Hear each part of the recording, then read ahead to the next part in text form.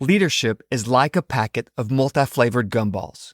You know, those packets of different colored gumballs that supposedly have certain flavors, though their definitions and our definitions of flavor may vary. When I was a foster parent a number of years ago, a little girl and her two older brothers came to stay with me for a few days. When they arrived, it was close to, if not Valentine's Day, and they came with a load of candy from their class parties. Yay for sugar rushes. This sweet little girl offered me some of her candy. She had a packet of those gumballs and pulled out a yellow one. Now, you need to understand that, in general, I do not like yellow-flavored any kind of candy. To me, yellow is the worst flavor, period. Red is generally the best, you know I'm right, though purple or a similar color generally tastes okay. I know yellow is supposed to, in most cases, taste like lemon, but I think the lemons the makers of these candies eat must taste different than the ones I eat.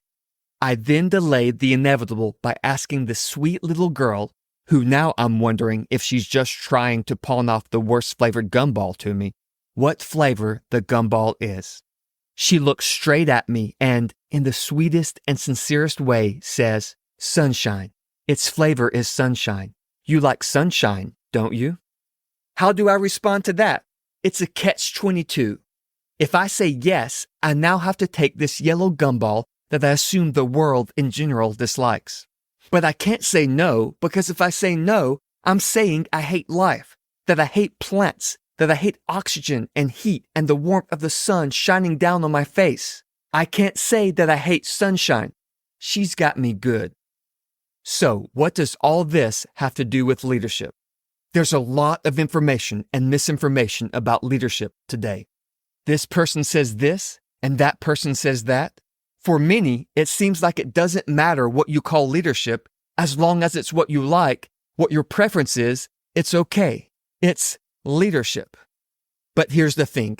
Just like with gumballs or any other candy, you can come up with an infinite number of flavors, add them to the package, and label them leadership. It doesn't mean they will be good. Often, you end up with a yellow-flavored gumball or worse. You can do whatever you want and call it leadership, or say whatever you wish is leadership, but it doesn't mean it's helpful or that you will be effective. Just calling it leadership doesn't make it leadership. Just because it's what you like and because it's your preference doesn't make it good. It's like if I had a pet hamster named Ernie and I decided to call it a bear. You know, a black bear or a grizzly bear, that kind of bear. Let's say I then take my bear and sign him up for the local bear cage fights.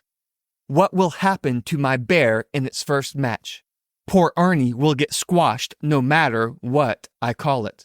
This is important to point out because with all the posts and information being put out there and labeled leadership, if you follow a lot of it, it will hurt you as a leader. So much of the conventional thinking, the conventional wisdom, and much of what is popularly spoken or posted is wrong or just superficial.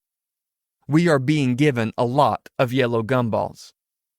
Wait, you may ask, how do we know it doesn't work? Well, let's look at how we know.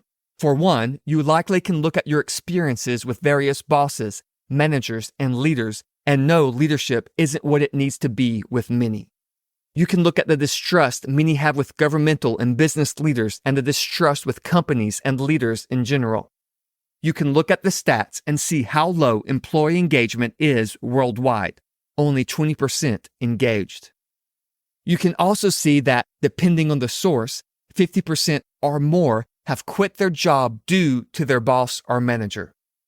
Many also quit because of toxic work cultures, and the leadership of the organization ultimately creates the culture of the organization. If conventional thinking worked, why is there still so much bad leadership? It's not that I think people are intentionally misleading you when they write or post about leadership. Many don't know better. What is popular is often repeated and assumed to be true because it's popular even when it's not. Then you have people who may not have much depth or don't understand the depth of leadership but want to add articles for their blogs or similar and pull from other articles they read so the misinformation perpetuates itself.